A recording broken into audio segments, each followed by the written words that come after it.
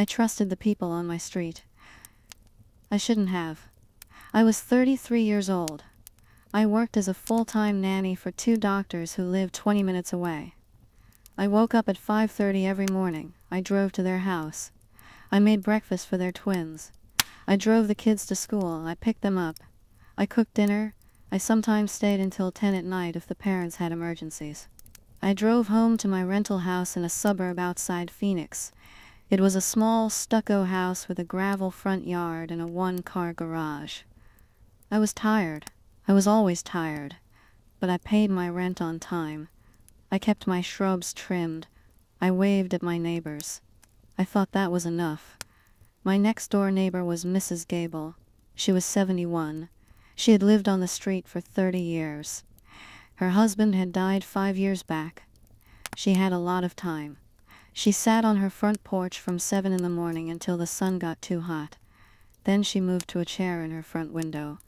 She watched. She had 3 security cameras mounted on her garage.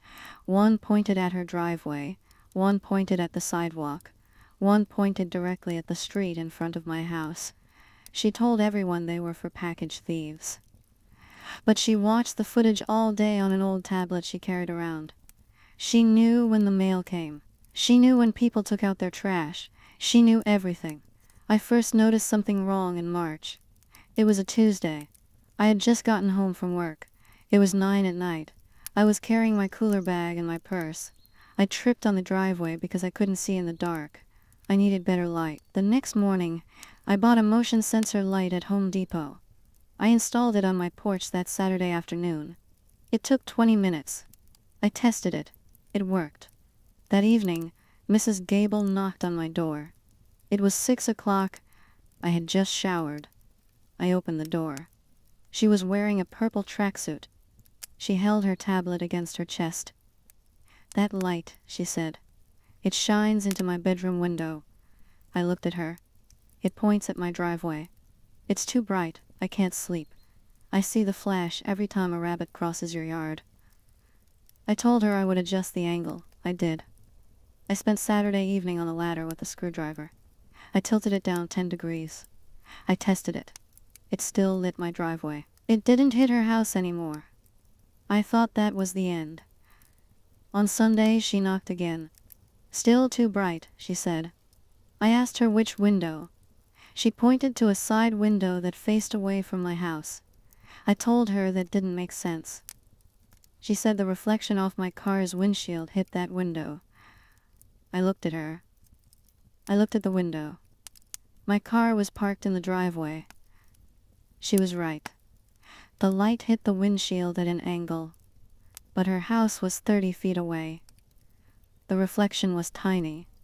It was a dot. I told her I would turn the sensitivity down. She said I should just turn it off. I said I needed the light for safety. She said I was being difficult. She walked back to her house. I closed the door. I remember standing there. I remember thinking she was lonely. I remember thinking she just wanted to talk. I was wrong. The next week, the parents I worked for asked me to stay late on Friday. I said yes. I texted my brother. I asked him to drive to my house and walk my dog. He agreed. He arrived at 6:30. He used the spare key under the fake rock. He walked Buster, my lab mix.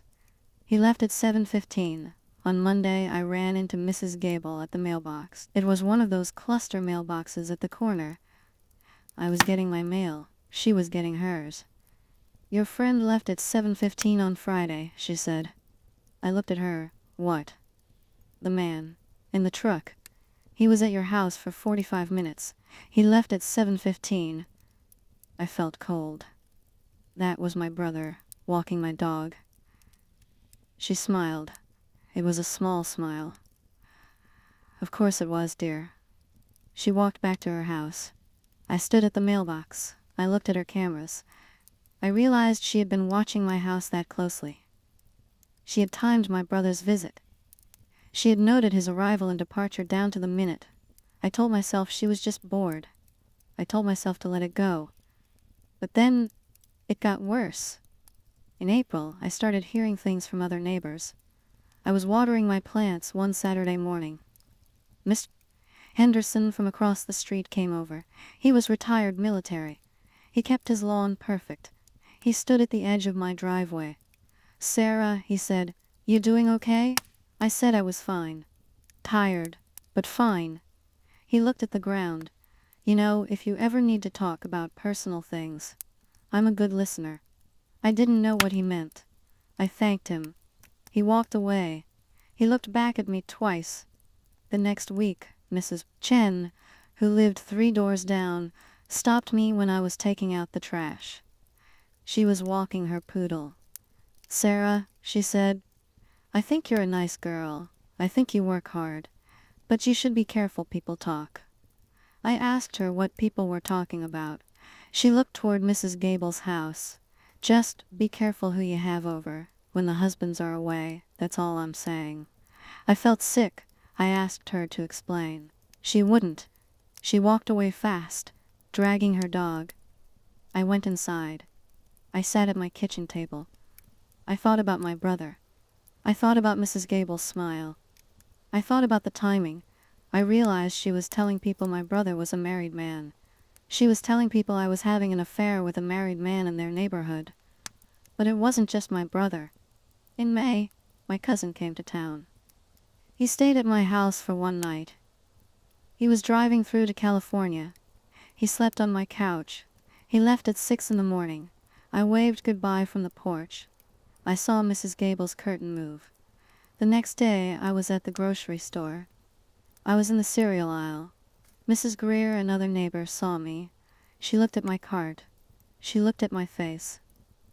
"Sarah," she whispered, "is it true?" "About the affair."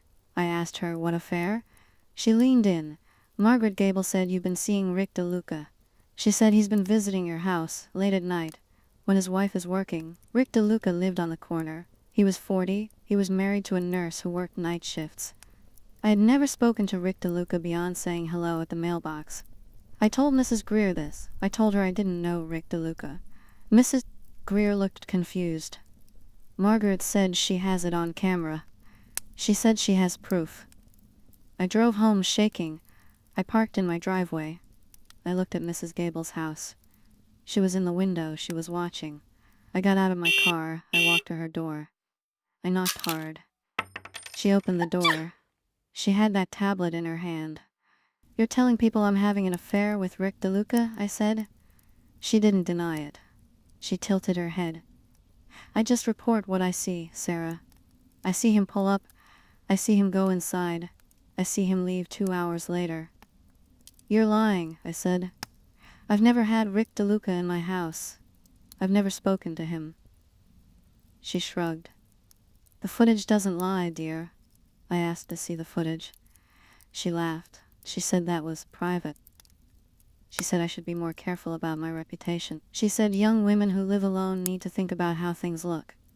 She said appearances matter in this neighborhood. I walked back to my house. I sat down. I called my brother. I asked him if he knew Rick DeLuca. He said no. I explained what was happening. He told me to ignore it. He said she was a crazy old lady. But I couldn't ignore it. The next day I went to work. I was making lunch for the twins. The mother, Dr. Miller, came into the kitchen. She looked uncomfortable. "Sarah," she said, "can we talk?" We sat at the kitchen table. She twisted her coffee cup.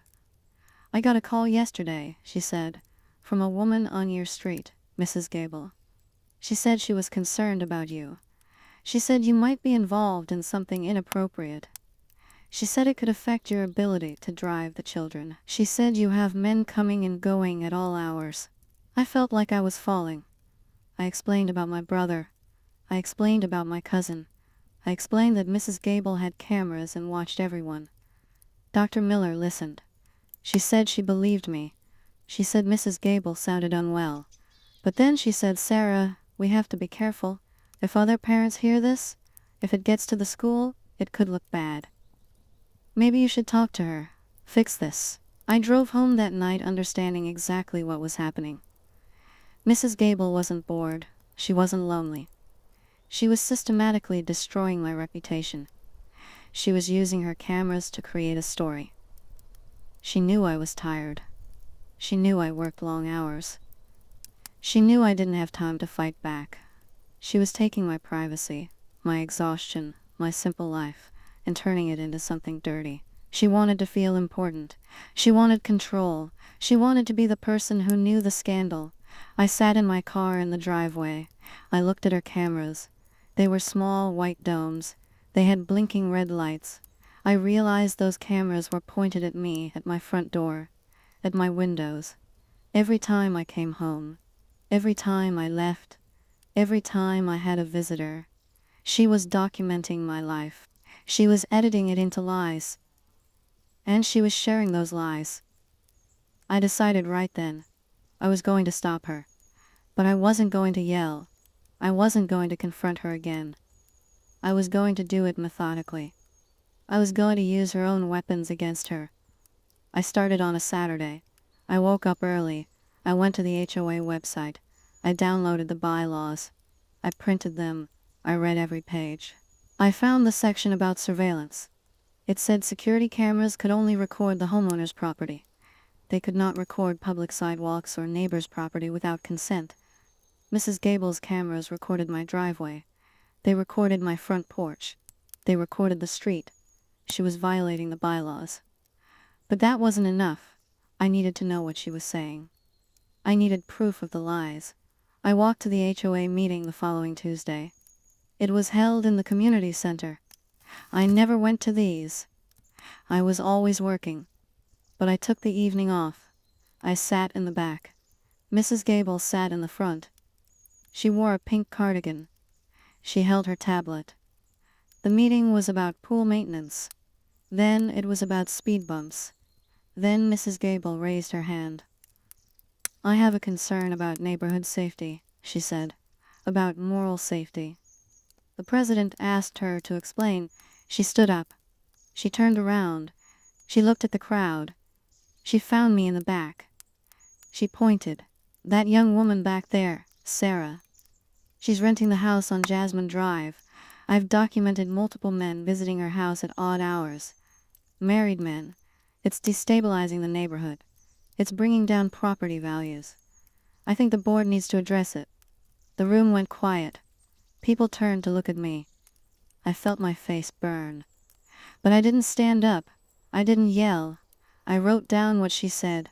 I wrote the time. I wrote the date.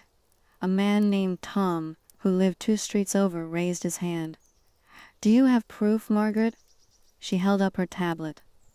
I have footage. I have timestamps. The president looked uncomfortable. McGirt, that's a serious accusation. We can't really police personal lives. It's not personal, Mrs. Gable said. It's factual. She's having an affair with Rick DeLuca. I've seen him there 3 times this month. Rick DeLuca wasn't at the meeting. His wife wasn't there. But people were nodding. They were looking at me with pity and judgment. I sat still. I took notes. After the meeting, I went home. I didn't cry. I opened my laptop. I started a document. I titled it, Defamation and Harassment Log. I wrote down every incident. I wrote down what Mrs. Chen said, what Mr. Henderson said, what Mrs. Greer said. I wrote down what Dr. Miller told me. I wrote down the HOA meeting. I saved it. Then I called a lawyer. His name was David Park. I found him online. He specialized in neighbor disputes and privacy law. I told him the story. He listened. He asked if I had proof the statements were false. I said yes. I had timestamps of my own. I had receipts from work. I had my brother's phone records. I had my cousin's text messages. He asked if Mrs. Gable had proof. I said she had video of men entering my house, but not proof of an affair. He said that was defamation. He said showing men entering a house doesn't prove an affair. He said calling it an affair in a public meeting was slander. He told me I had 2 options. I could send a cease and desist letter, or I could sue. He said a letter might work, but with someone like Mrs. Gable, someone who needed control, she might see a letter as a challenge. I asked him about the cameras. He asked if they recorded audio. I said I didn't know. He said if they recorded audio, that was wiretapping under Arizona law. He said if they recorded my property, that was invasion of privacy. He told me to find out for sure. I hired a handyman. I told him I needed my porch light fixed. He came on Thursday. While he was working on the light, I asked him to look at Mrs. Gable's cameras. I paid him extra. He got on a ladder. He looked. He told me they were high resolution. He told me they had audio capability. He could see the small holes for the microphones. I had my evidence. But I needed more. I needed to catch her in the lie. I needed to show the neighborhood who she really was. I stopped having visitors. For 3 weeks, no one came to my house. I went to work. I came home. I went inside. I kept my blinds open during the day. I wanted her to see I had nothing to hide. I wanted her to get bored. I wanted her to mess up. She messed up on a Tuesday. I was at work. I got a text from Mrs. Greer. It said, "McGirt just told me she saw Rick DeLuca's truck at your house this morning at 10. She's telling everyone." I looked at the time. It was 11 in the morning. I was at the children's school. I was volunteering in the library. I had signed in at 9:30. I was with 10 other parents. I had witnesses. Rick DeLuca worked construction. He kept his truck at his house. His wife was home that day. She was sick with the flu. I knew this because she posted it on the neighborhood Facebook page. I left the school. I drove home.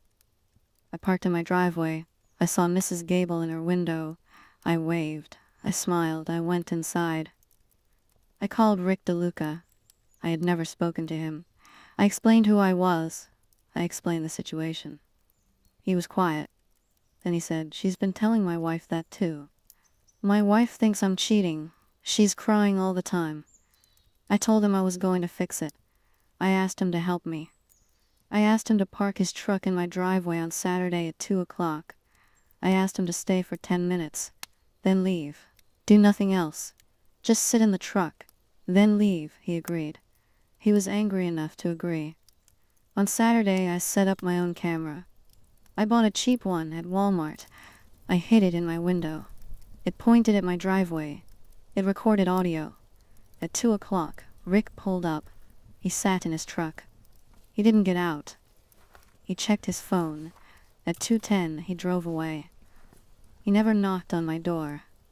I never went outside. I watched the footage. It was perfect. You could see him.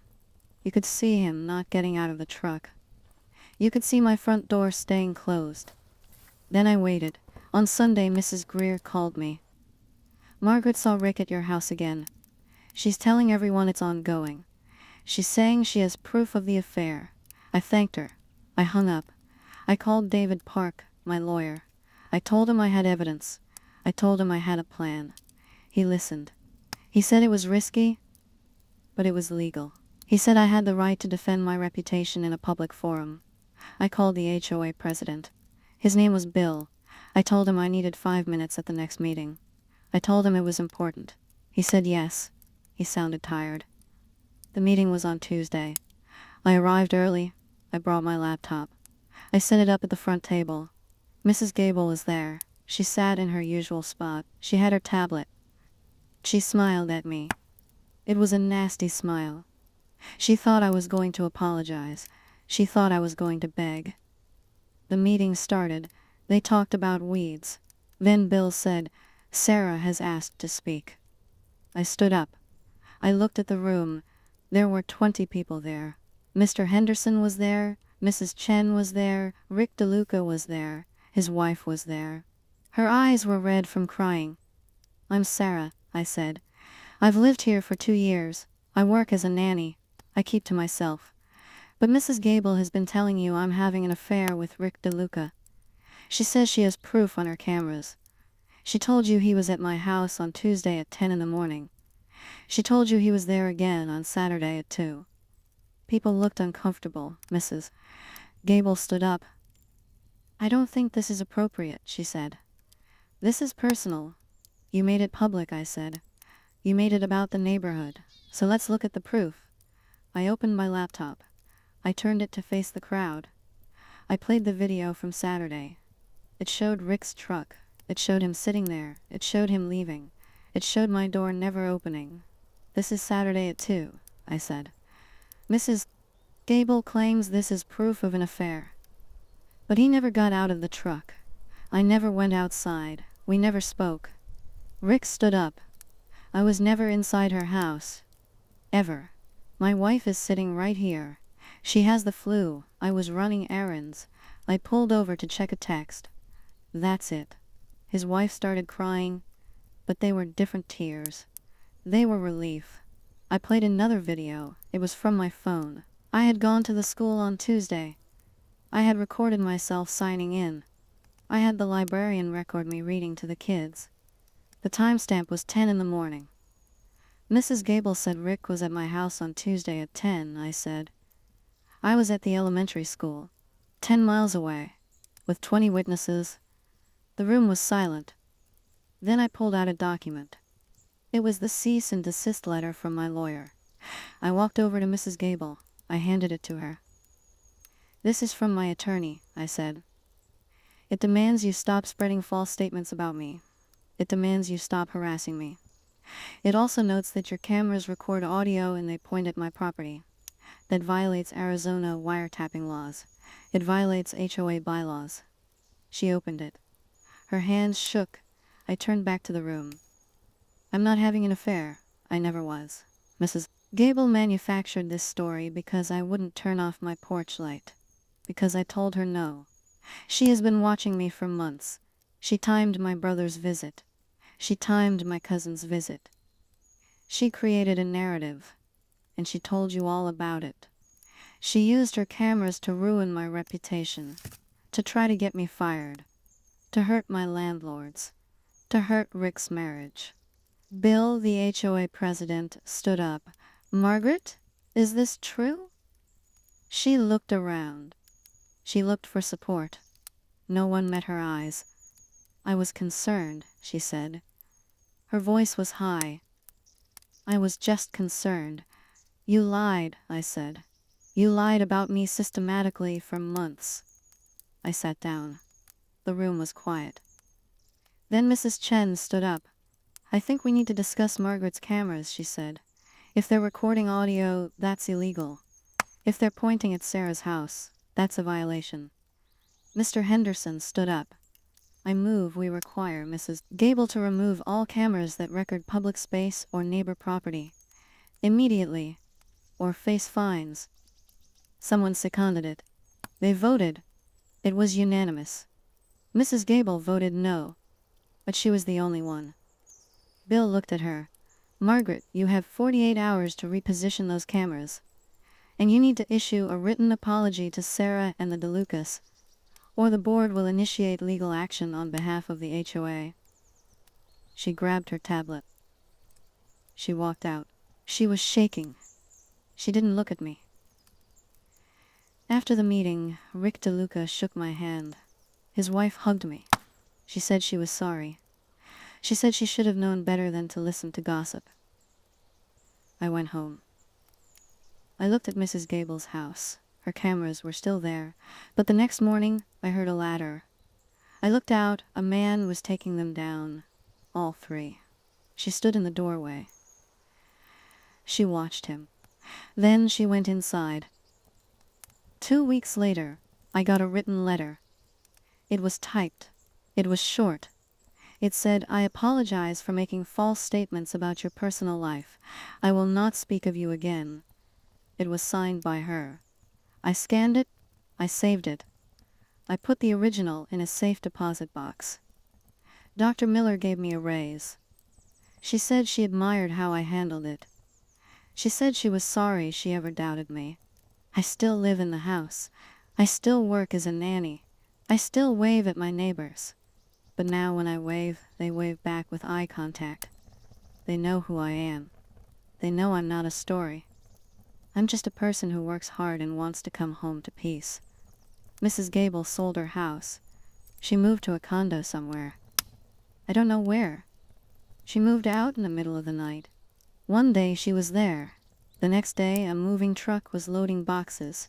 She didn't say goodbye. No one threw a party. A young family moved in. They have 2 kids. They play in the front yard. They don't have cameras. They have a dog that barks too much. I don't mind the barking. I bought a new motion light for my porch. It's bright. It lights up the whole driveway. It stays on until I turn it off. No one has complained.